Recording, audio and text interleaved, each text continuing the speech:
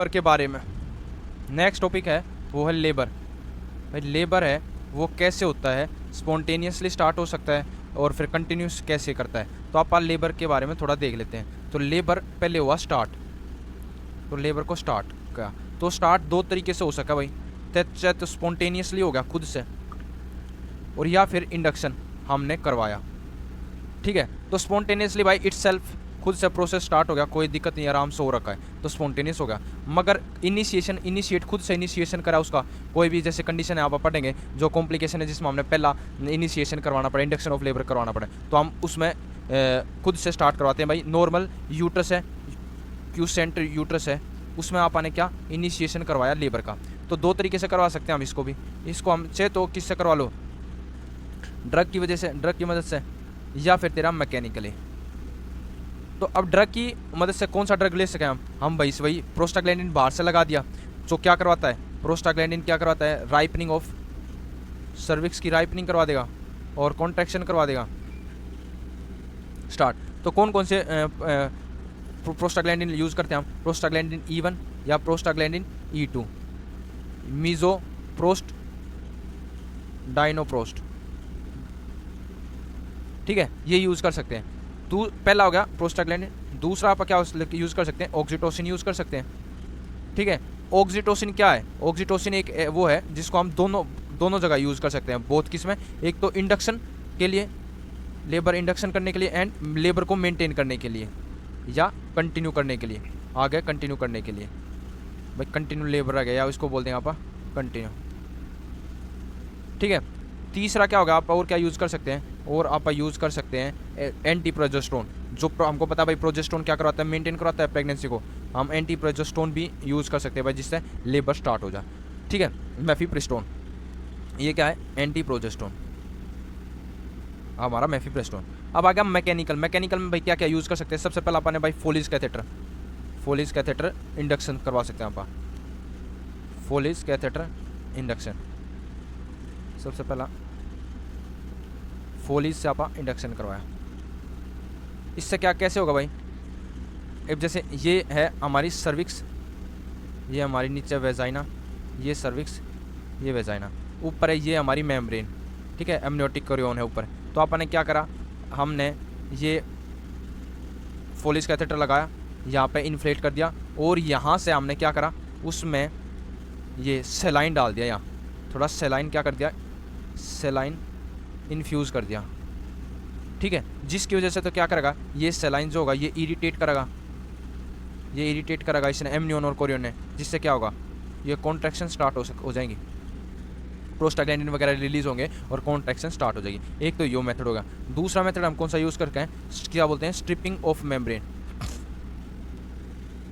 इसमें क्या करते हैं आप, ये ओपीडी का प्रोसेस है, एक ओपीडी में नॉर्मली कर सकते हैं आप, अपर वेजाइनली क्या करेंगे, स्ट्रेच करेंगे मेम्ब्रेन ने थोड़ा सा, जो ये अपनी ये मेम्ब्रेन्स हैं, मेम्ब्रेन को हल्का या तो इनको टच करेंगे, स्वाइप करेंगे, या स्ट्रेच करेंगे, या तो क्या करेंगे, स्ट्रेचिंग और स्वीपिंग ऑफ मेम्ब्रेन। ठीक है, इससे क्या होगा, वही टेंशन की वजह से प्रोस्टाग्लैंडिन वगैरह रिलीज होंगे, और ये क्या करवाएंगे, इंडक्शन करवा देंगे लेबर की। तो ये दो मेथड हो गया हमारे भाई मैकेनिकल। अब आपने स्टार्ट तो कर लिया लेबर, अब लेबर को आपने कंटिन्यू रखना है।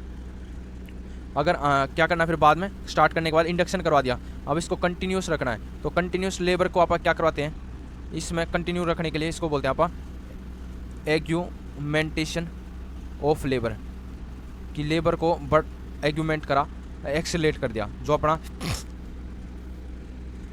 इसमें क्या आता है, एक तो कंटिन्यू नॉर्मली कंटिन्यू रह सकता है, एक हम इसको एग्यूमेंटेड कर दिया, मतलब एक्सेलरेट कर दिया, तेज़ कर दिया एग्यूमेंटिंग प्रोसेस को, मतलब लेबर प्रोसेस को हमने कंटिन्यू, जो लेबर का कंटिन्यू प्रोसेस है उसको एग्यूमेंट कर दिया, एक्सेलरेट कर दिया जिस प्रोसेस को। तो इसमें कौन सा यूज़ कर सकें आप, एक तो ड्रग ऑक्सीटोसिन आप हम पढ़ चुके हैं,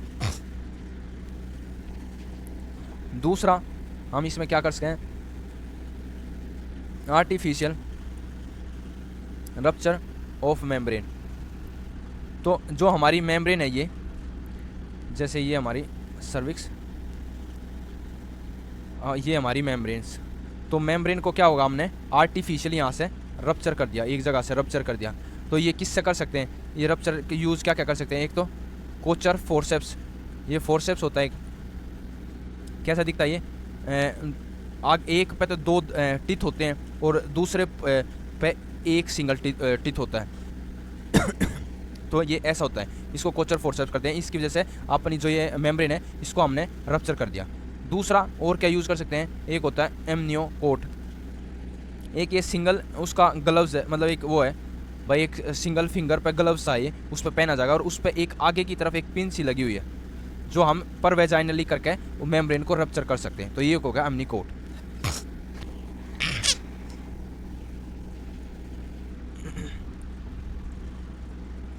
अब देख लेते हैं हम इसकी कुछ भाई क्या है एडवांटेज।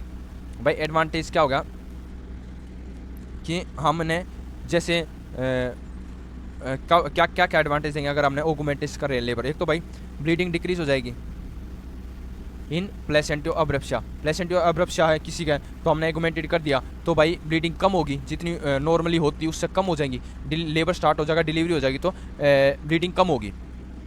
उसके बजाय जो जितनी होती रहती है अगर कंटिन्यू छोड़ देते हैं ऐसे कैसे, तो उससे कंटिन्यू ज़्यादा ब्लीडिंग हो जाती है।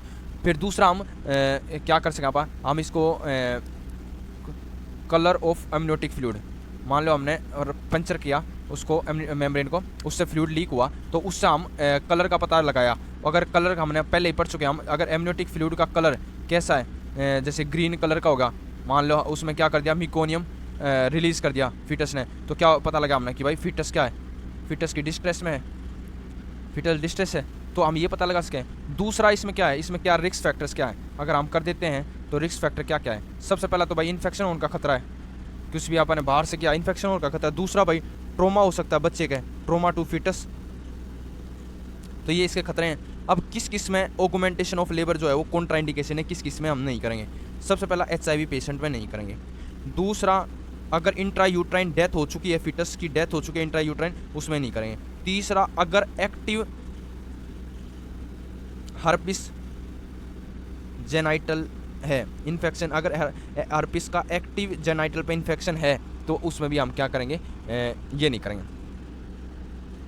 ठीक है, अब आगे ये कॉन्ट्राइंडिकेट है। अब कुछ कॉन्ट्राइंडिकेटेड रहेगी हमारी किसकी, इंडक्शन ऑफ लेबर की, हम वो भी देख लेते हैं। भाई इंडक्शन ऑफ लेबर किस किस में कॉन्ट्राइंडिकेट है, contraindication of induction of labour. तो इंडक्शन ऑफ लेबर किस किस में हम नहीं करेंगे। सबसे पहला अगर सिफेलोपेल्विक डिस्प्रोपोर्शन है, हम पढ़ चुके हैं भाई, सिफेलिक पेल्विक डिस्प्रोपोर्शन है, उसमें भी हम नहीं करेंगे इंडक्शन। दूसरा अगर कॉन्ट्रैक्टेड पेल्विस है, बहुत स्मॉल पेल्विस है, उसमें भी नहीं करेंगे। तीसरा अगर क्या ट्रांसवर्स लाई है, बच्चे की लाई ट्रांसवर्स है। दूसरा प्रेजेंटेशन कैसी है, फेस प्रेजेंटेशन है उसकी, उसमें भी नहीं करेंगे। चौथा हम अगर फिटल डिस्ट्रेस है, पहले फिटल डिस्ट्रेस है, उसमें भी कॉन्ट्राइंडिकेटेड है। पांचवा प्लेसेंटोप्रेविया है, तो उसमें भी हमने C-सेक्शन करना है, तो हम क्यों इंडक्शन करेंगे। अगर किस कोई भी कंडीशन है जिसमें C-सेक्शन इंडिकेटेड है, उसमें भी आप इंडक्शन क्यों करवाएंगे लेबर का, डायरेक्टली C-सेक्शन करेंगे। सातवां अगर प्रीवियसली पहले जो है वो फीमेल का क्या है, 3 या 3 से ज़्यादा लोअर सिजेरियन सेक्शन है, अगर पहले सिजेरियन सेक्शन हो चुके हैं 3 या 3 से ज़्यादा, तो उसमें भी कॉन्ट्राइंडिकेट है, उसमें भी इंडक्शन ऑफ लेबर नहीं कराऊंगे, क्योंकि उसमें आप C-सेक्शन नहीं कराऊंगे, क्योंकि वेजाइनल करवाया तो यूट्राइन रप्चर के चांसेस बढ़ जाते हैं। अगला 8वां और लास्ट है अपना, अगर उसका एक्टिव जेनाइटल हर्पिस इन्फेक्शन है, तो ये होगी कॉन्ट्राइंडिकेशन ऑफ अपनी लेबर की।